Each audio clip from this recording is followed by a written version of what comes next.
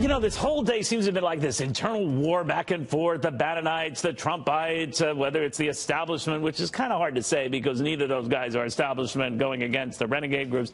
Anyway, I can't make it out, but Newt Gingrich has a long history of this sort of thing and has seen many a president address it. He's the former Speaker of the House, you know, multiple best-selling author, his wife, a fancy schmancy ambassador at the Vatican. He joins us from the White House right now. Newt, good to see you. Well, it's good to see him. I'm not sure Clifton would quite buy fancy schmancy, but she's honored to be serving as ambassador to the Vatican. That's awesome. I mean, that's quite the honor.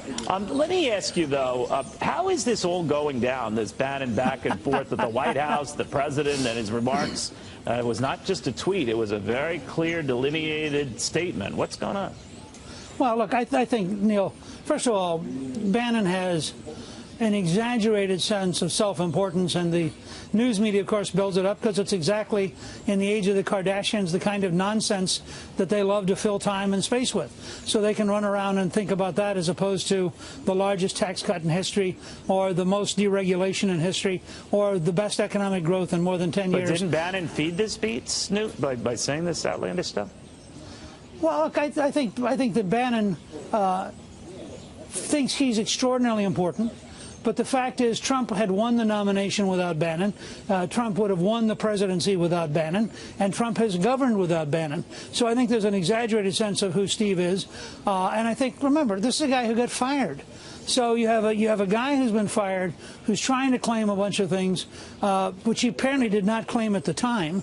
And I think you have to just say it's noise. It has nothing to do with the things that matter to America, and the things that matter to the American people have no relationship to the kind of noise that we're going to spend all day today with. And luckily for the president, he's really come to distinguish between the things that matter and the things that don't. The meeting this weekend at Camp David matters with the Republican leadership. Steve Bannon saying a bunch of junk doesn't really matter in the long run. It'll disappear.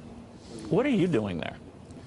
I'm hanging out with friends, talking with some folks, you know, trying to be helpful. That's power. That's power.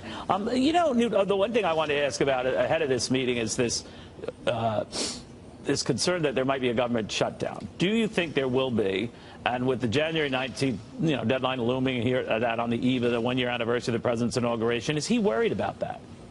Well, I think he's only worried in the sense that he doesn't think it's good for the country to have a government shutdown. And the way it's currently structured, you'd be shutting down national security, you'd be shutting down law enforcement. I mean, a lot of dangerous things would happen. So my guess is they'll find a formula, they'll find a way to avoid it. And certainly that's the intent, I think, of Speaker Ryan and Majority Leader McConnell and the president, is to find a way to keep moving forward. This back and forth on the tax cut thing, too, and Democrats are bemoaning it, but we see more companies sharing the wealth with their workers. I mean, today it was Southwest and American Airlines, and joined about 8 or 9 other companies more likely to come who will share some of that bounty. That goes beyond just the individual tax relief that folks are going to see in their paychecks, I guess, next month. Play out the effect of all of this and the impact this is going to have. Oh, I think historians will look back and say that the greatest mistake the Democratic Party made in the first 2 years of the Trump administration was voting unanimously against the tax cuts. This means that in places like Missouri, Indiana, Ohio, North Dakota, where you have Democrats, and West Virginia, they voted against cutting taxes. They voted against people back home. They voted against creating more jobs. And as it becomes clear that in a lot of these states, 95 or 100% of the families are going to get a tax cut, they're going to have to ask themselves, do I really want a senator who wants my money to go to Washington instead of to me? Do I want a senator who voted against creating more jobs?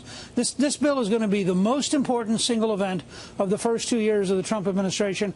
I think it's going to lead the Republicans to pick up 4 to 6 Senate seats and to keep control of the House. And people will look back and say this was the biggest single mistake the Democrats could have made. You think Republicans are going to pick up Senate seats? Absolutely. They'll pick up 4 to 6 Senate seats. House. So there's this They'll keep the House plus or minus 10. That says they're going to lose a lot of seats. You don't see that happening. Look, I watch everybody who was wrong in 2015 and 2016 and 2017. When they collectively come out and say something, I take the opposite position. It's worked every single year now. All the experts who said that Republicans are in deep trouble, you watch as this tax bill comes in, as people realize how big it is, as jobs get created, as economic growth accelerates. You're going to have the terrible economic years of Obama and the remarkable growth years of Donald J. Trump. I think the average American is going to vote for more jobs, more take-home pay, and a bigger economy, and therefore I think we're going to win this fall. I don't know how much you dabble in the markets, but a lot of market folks who love the president are still saying they're getting concerned about a bull market that's getting a little long in the tooth. It's touching on 25,000. It would be the 7,000-point leap since the president was elected, the 6th of his presidency. Do you? Do I what? Get nervous. Do I worry about? I don't know. I mean, my honest answer is, I think you know. I think you know exactly. Look, we have not had a president like Donald J. Trump since Andrew Jackson in the 1820s. We have never seen the level of deregulation we're seeing. Now, if you're a person who believes that the regulatory state was creating friction, undermining economic growth, weakening the economy, then the scale of deregulation alone is probably worth a half point of real economic growth to a full point. Then you look at the tax cuts, you look at expensing, for example, and the impact, which you know very well, Neil, is going to be huge in terms of an investment boom. And you have to say to yourself, when you look at consumer confidence, we could be in the early stages of one of the most, this could be like 1921-22, we could be in the early stages of one of the most remarkable bull markets in American history. I don't know if it's true or not. I mean, first of all, I'm a historian. I'm not a business advisor. That's a very good answer. Newt Gingrich, thank you very, very much. Great to be with you.